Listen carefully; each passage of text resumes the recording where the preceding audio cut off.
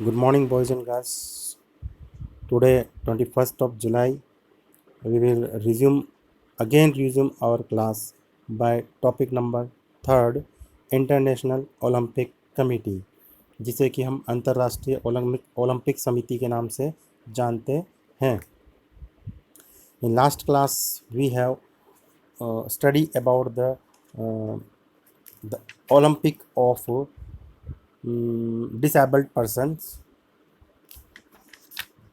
Para Olympic के नाम से जाना जाता है, जिसको कि हम पिछली क्लास में इसके बारे में डिस्कस कर चुके हैं. Now we are discussing about the International Olympic Committee. Now I will read the chapter by line to line. The effort of revive the Olympic Games led to the formation of the International Olympic Committee (IOC).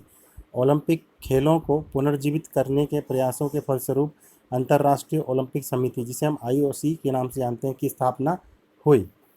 This non-government sports organization was constituted on 23rd June 1894 by Pierre de Coubertin and the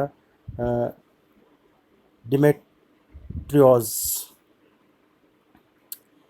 23 जून 1894 ईस्वी को Olympic आंदोलन का विस्तार करने तथा आधुनिक Olympic खेलों का आयोजन करने के लिए इसका गठन हुआ, जिसको कि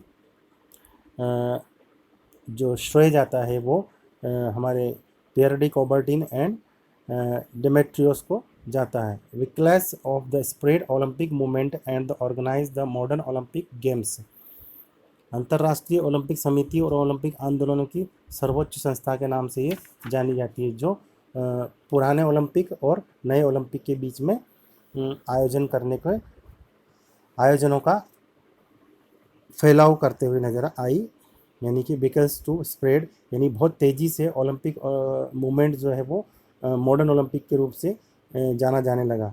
the International Olympic Committee is to supreme authority of the Olympic movement which aim to build a peaceful and better world through sports. अंतर्राष्ट्रीय ओलंपिक समिति ओलंपिक आंदोलन की एक सर्वोच्च संस्था के नाम से जानी जाती है. अंतर्राष्ट्रीय ओलंपिक समिति सभी राष्ट्रीय ओलंपिक समितियां, अंतर्राष्ट्रीय खेल संघों, खिलाड़ियों, प्रबंधक समितियों, संयुक्त जैसे अनेक संस्थाओं के साथ मिलकर कार्य करती है. कहने का मतलब पूरी दुनिया के अंदर शांति स्थापित करना और भाईचारा स्थापित करना, ये सभी इनका उद्देश्य को लेकर ओलंपिक कमेटी का गठन किया गया. The International Olympic committee works jointly with the national Olympic committee. जैसा कि अभी मैं थोड़ी देर आपको हिंदी बताई थी कि इंटरनेशनल ओलंपिक कमेटी जो है उसका मुख्य उद्देश्य होता है नेशनल ओलंपिक कमेटी, जिसे NOC के नाम से जानते हैं, एंड डिफरेंट नेशंस, जो अलग अलग देशों में स्थापित है. द इंटरनेशनल स्पोर्ट्स फेडरेशन, जो स्पोर्ट्स फेडरेशन के नाम से जाना जाता है, and the athletes and organizing committee for the Olympic Games and many agencies such as the United Nations. इन सबको साथ में लेकर कार्य करने का इनका उद्देश्य होता है. और ओलंपिक समिति का मुख्यालय है वो स्विट्ज़रलैंड के लॉसेन में स्थित है. The IOC is headquartered at the Lausanne, Switzerland. तो आपके लिए एक MCQ क्वेश्चन तैयार हो गया कि where was the situated the IOC headquarter in Lausanne, Switzerland. Now the executive board, जिसे हम प्रशासनिक बोर्ड भी कह सकते हैं. The executive board of the IOC consist of 15 members. There are. तो अंतर्राष्ट्रीय ओलंपिक समिति जो है उसके बोर्ड में 15 सदस्य बैठते हैं. उनका विवरण हम निम्नलिखित बिंदुओं में डिस्कस करेंगे. फर्स्ट पॉइंट, प्रेसिडेंट, जिसे हम अध्यक्ष के रूप में जानते हैं. The presidents represent the IOC and presides over all its activities. अध्यक्ष अंतर्राष्ट्रीय ओलंपिक समिति का प्रतिनिधित्व करता है तथा समिति की सभी गतिविधियों की अध्यक्षता भी करता है. The term of the president is fixed for 8 year, but he और she can be re-elected once more for additional 4 years. जैसा कि लाइन्स में पता लग रहा है कि अध्यक्ष की नियुक्ति 8 वर्षों के लिए होती है. इस अवधि को केवल एक बार 4 साल के लिए और बढ़ाया जा सकता है। यानी कि एक अध्यक्ष 8 साल तक शासन करने के बाद या कार्य करने के बाद दोबारा 4 साल के लिए चुना जा सकता है। तो एक अध्यक्ष करीबन 12 साल तक उस पोस्ट पे रह सकता है। Now the second point, 4 vice president, 4 उपाध्यक्ष होते हैं। और थर्ड पॉइंट, 10 अदर मेंबर्स, और 10 अन्य सदस्य उसमें कमेटी में शामिल होते हैं। Demetrius Vackels become the first presidents of International Olympic Committee। तो जैसा कि यहाँ नाम दिया हुआ है कि फर्स्ट इंटरनेशनल आईओसी कमेटी का जो अध्यक्ष बने थे वो विकलास बने थे। And Thomas Bach is the 9th and current presidents of the International Olympic Committee. जो नवे जो अध्यक्ष के रूप में चुने गए वो थॉमस बेच थे, जो अभी आईओसी कमेटी के अध्यक्ष के रूप में कार्यरत हैं। Now the role of IOC. अब हम आईओसी के रोल्स के बारे में डिस्कशन करेंगे। तो what is the role of IOC? These are given in 12 points. तो I will take the points step by step. The role of IOC, अंतर्राष्ट्रीय ओलंपिक समिति की मुख्य भूमिका क्या क्या है? तो according to the Olympic charters the role of the IOC is, Olympic charter के अनुसार अंतर्राष्ट्रीय ओलंपिक समिति की भूमिका इस प्रकार से है। फर्स्ट है to choose the host cities of the games and the compositions of the sports programme as well as elect new members.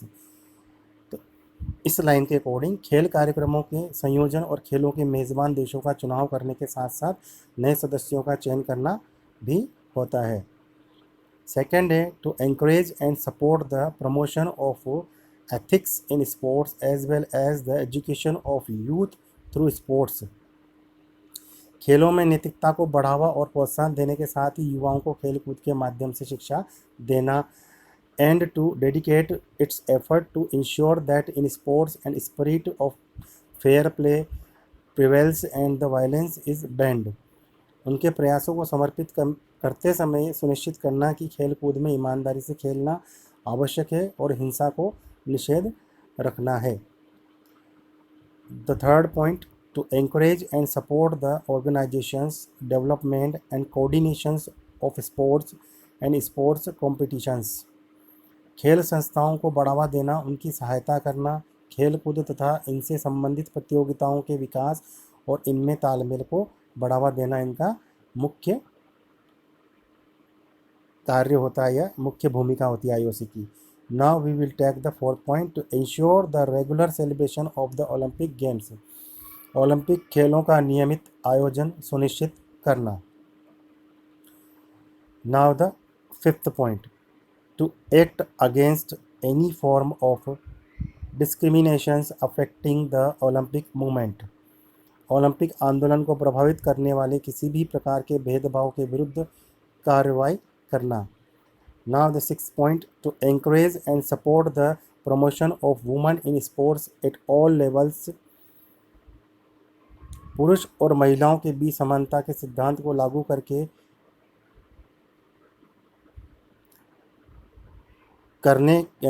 करने के विचार से खेलकूद के सभी स्तरों पर महिलाओं को प्रोत्साहित करना और उनकी सहायता करना।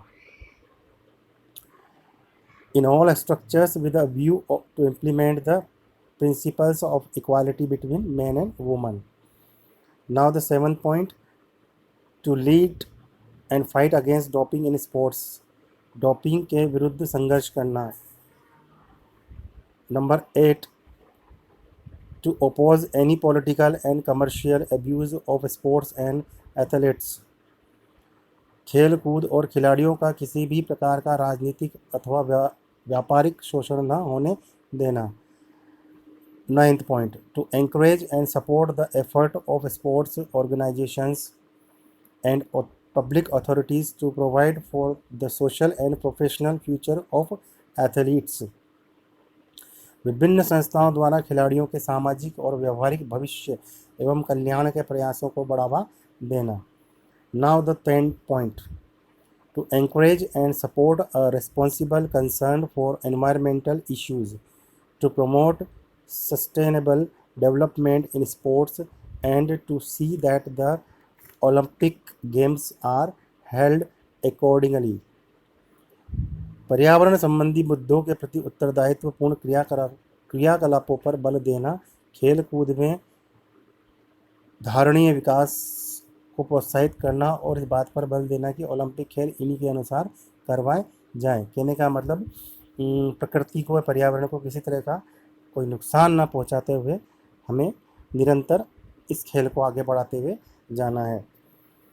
Now 11th point, to encourage and support initiatives for blending sports with cultural and the education।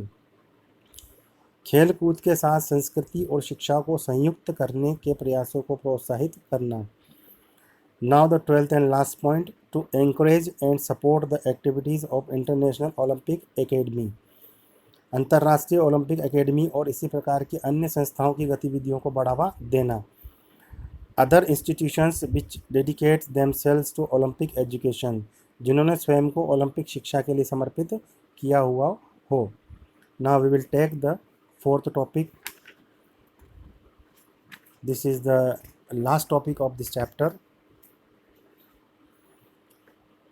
तो इंडियन ओलंपिक एसोसिएशन,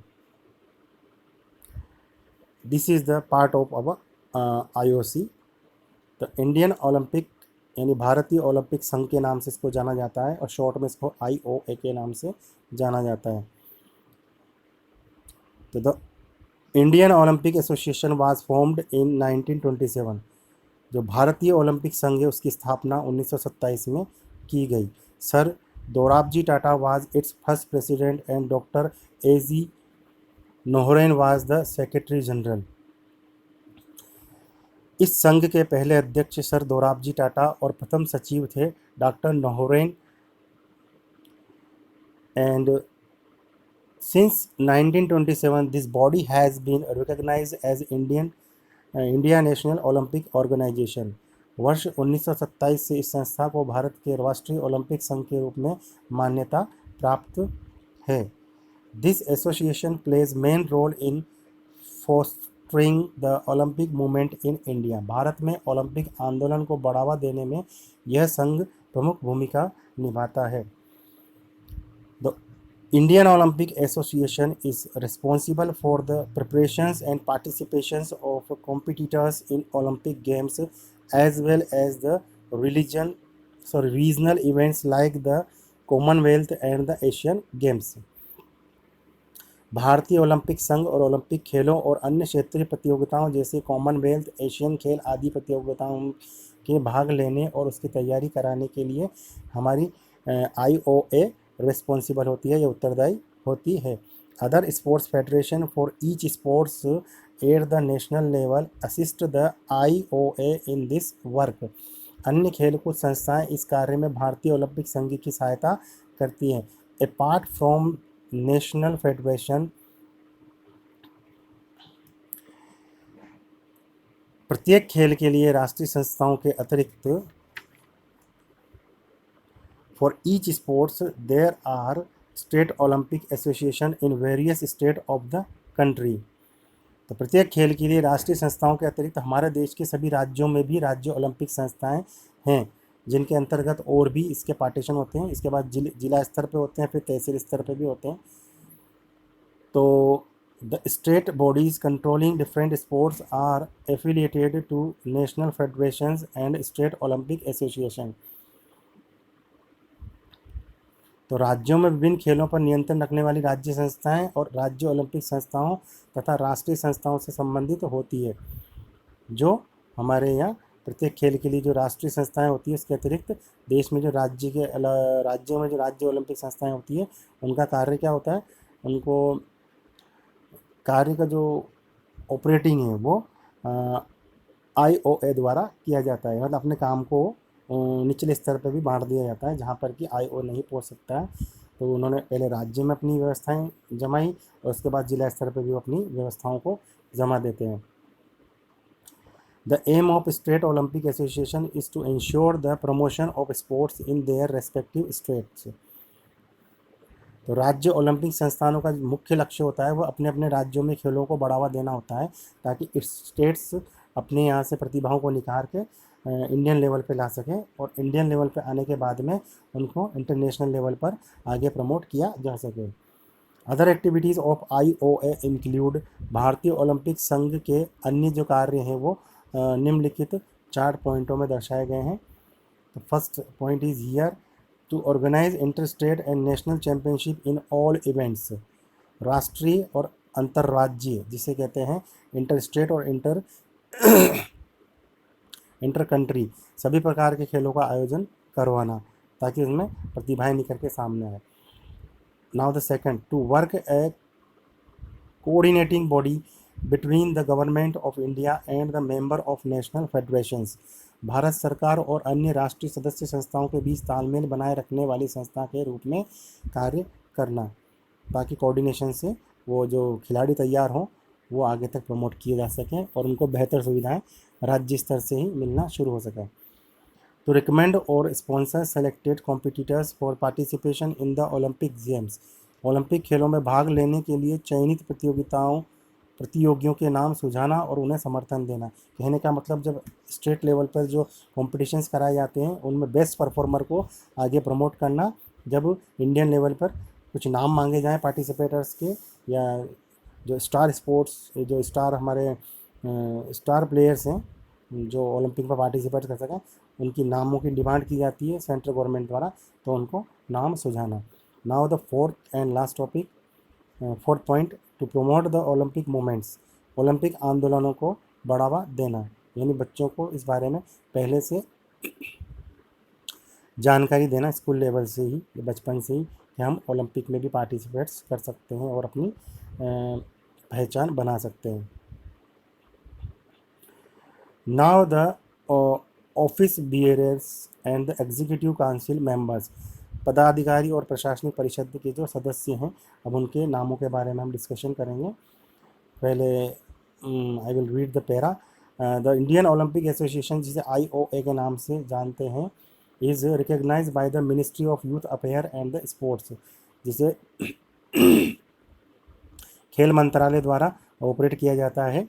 यह खेल जो मिनिस्ट्री है उसके द्वारा उनको अपने अधीन चलाया जाता है। The election for the executive council is held every 4 years, जो इसका मेन जो अध्यक्ष चुना जाता है उसको हर 4 साल के अंदर चुना जाता है, उसका कार्यकाल 4 साल का होता है।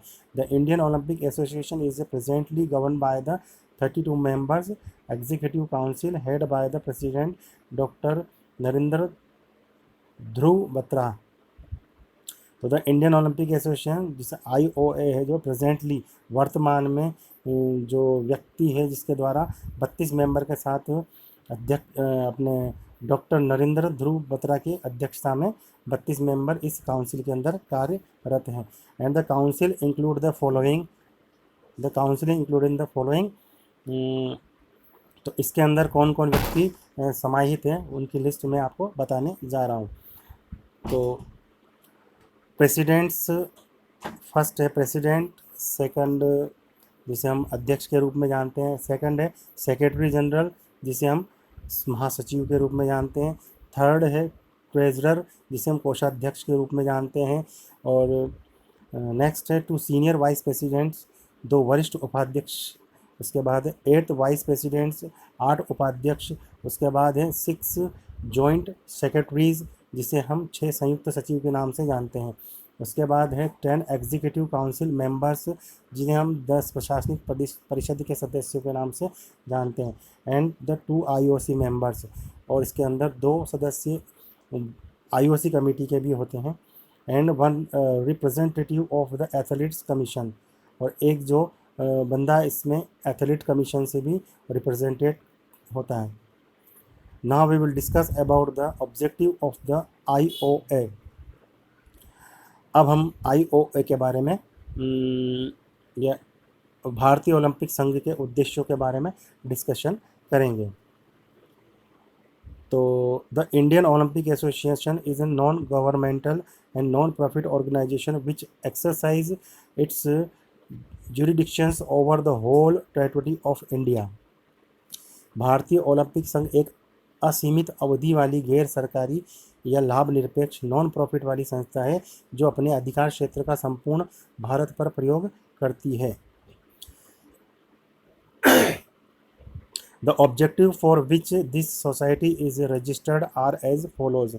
यह संस्था जिन उद्देश्यों को पूरा करने के लिए पंजीकृत की गई है या रजिस्टर्ड की गई है वो निम्न प्रकार से दिए हुए हैं।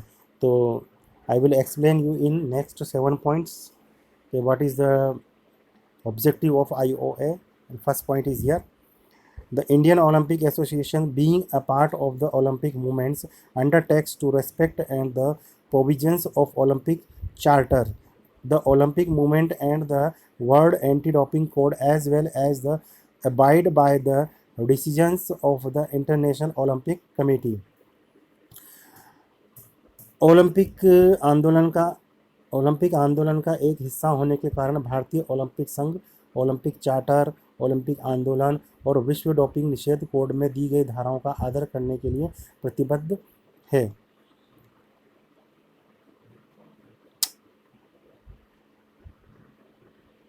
World Anti Doping Code as well as the to abide by the decision of International Olympic Committee. These provisions are as follows. और साथ ही अंतर्राष्ट्रीय ओलंपिक समिति के निर्णयों को भी स्वीकार करता है। यह धाराएं इस प्रकार से हैं। First, to participate in events at the national level, enhance and promote peace and the participations of women in sports. राष्ट्रीय स्तर की खेल प्रतियोगिताओं में भाग लेना, शांति को प्रोत्साहित करना और खेल कूद में महिलाओं की भागीदारी को बढ़ावा देना इनका मुख्य उद्देश्य है। Now the second, to develop, promote and the protect the Olympic movements in India in accordance with the Olympic charter.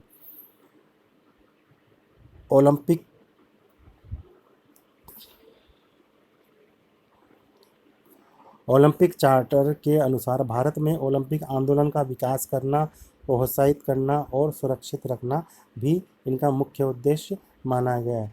Now the third point, to support and encourage the promotion of sports ethics, to fight against doping and demonstrate a responsible concern for environmental issues। खेल कूद संबंधी नैतिकता को बढ़ावा देना और प्रोत्साहित करना, डोपिंग के विरुद्ध संघर्ष करना और पर्यावरण संबंधी मुद्दों के प्रति जिम्मेदारी प्रदर्शित करना भी इनका मुख्य दायित्व बनता है। Now the second point, to promote and encourage the physical, moral, cultural education of the youth of the nation for the development of good character, good health and good citizenship।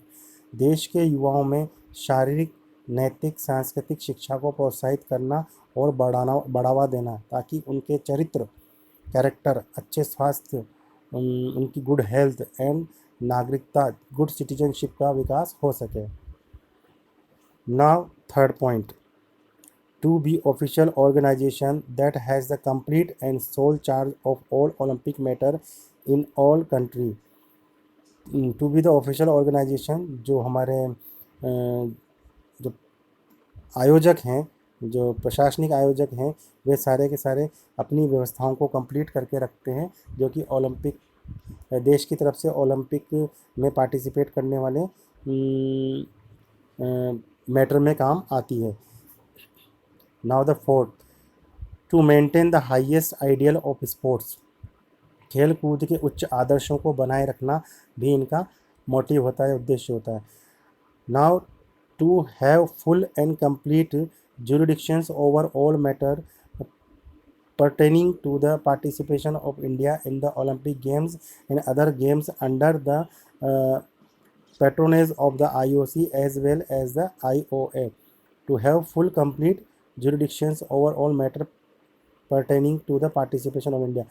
मतलब इंडिया के द्वारा जो भी खिलाड़ी तैयार किए जाते हैं वो पूरे वहाँ के IOA और IOC के नॉर्म्स के अकॉर्डिंग बच्चों को तैयार किया जाता है इंडियन ओलंपिक की तरफ से, और जो नॉर्म्स हैं उसके अकॉर्डिंग उनको तैयार करके उनको आगे जो इंटरनेशनल लेवल पे जो ओलंपिक होता है उसके लिए प्रमोट किया जाता है। मतलब फर्स्ट लेवल पे पहले उनको हमारे इंडिया में ही तैयार किया जाता है, जिसके लिए छोटे छोटे स्टेज तैयार किए जाते हैं। पहले डिस्ट्रिक्ट लेवल पर उसका तैयारी होती है, वहाँ सिलेक्शन करते हैं, उसके बाद स्टेट लेवल सिलेक्शन करते हैं, देन उसके बाद उसका नेशनल लेवल सिलेक्शन करते हैं। उसके बाद बच्चों को पूरे नॉर्म्स क्लियर करने के बाद उस बच्चे को इंटरनेशनल ओलंपिक एसोसिएशन के अंतर्गत जो भी नॉर्म्स आते हैं उसके अनुसार उनको आगे प्रमोट किया जाता है। Now sixth point, to assist the national sports federation in the selection, training and coaching of the team that will represent India in Olympic, Asians, Commonwealth, South Asian Games and other international competitions and the tournament। तो कहने का मतलब दलों का चयन यानी कि जो स्पोर्ट्स का जो मेन सिलेक्शन है वो प्रशिक्षण यानी ट्रेनिंग अभ्यास यानी जिसमें प्रैक्टिस में राष्ट्रीय खेलकूद संघों की सहायता करना जो ओलंपिक, एशियन, कॉमनवेल्थ, दक्षिणी एशियाई खेलों और अन्य अंतर्राष्ट्रीय प्रतियोगिताओं टूर्नामेंट में भारत का प्रतिनिधित्व करते हैं या करेंगे। कहने का मतलब जो हाई लेवल पे जो टूर्नामेंट होता है इंटरनेशनल लेवल का, उसमें ये छोटी छोटी समितियां जो जिला स्तर से शुरू हो जाती हैं राज्य स्तर से, वो सब एक दल को चुनने में शुरुआत से ही मदद करती हैं ताकि हमारे यहाँ से बेस्ट प्लेयर्स आगे इंटरनेशनल लेवल पे प्रमोट हो सके। Now the last and final topic, to resist and oppose any form of discriminations on ground of race, religion, law, politics, gender or otherwise, and to resist violence in sports। खेल कूद में जाति, धर्म, कानून, राजनीति, लिंग और अन्य किसी भी प्रकार के भेदभाव का विरोध करना और हिंसा का प्रतिरोध करना, ये सब कार्य भी इनके मुख्य उद्देश्य में माने गए हैं। इन सब चीज़ों से दूर रखा जाता है खिलाड़ियों को। Now today our chapter 2 is completed। All students, you will be ready to for next chapter, but before the next chapter you do the all question answer in your notebook just according to the chapter। I have already given you provide you the PDF of this second chapter। There you can see so many questions are there। 14 questions are for MCQs, 6 question in true false, 8 question in one word, and 10 question in short answer, and 9 questions in long answer। So you can see there for small one word, true false and MCQs, the answer key is provided in already in chapter, and but some questions are there you can find in your chapter। So revise the chapter, see the video again and again, and try to understand the chapter and try to learn the chapter। So many things are there you have to learn, and how many opportunities are there in our sports and games, you can take the knowledge by this chapter। Okay, goodbye, have a nice day। We will meet in our next class with the chapter 3rd। I will suggest you the name of chapter 3rd, physical fitness, wellness and lifestyle। Okay, goodbye, have a nice day।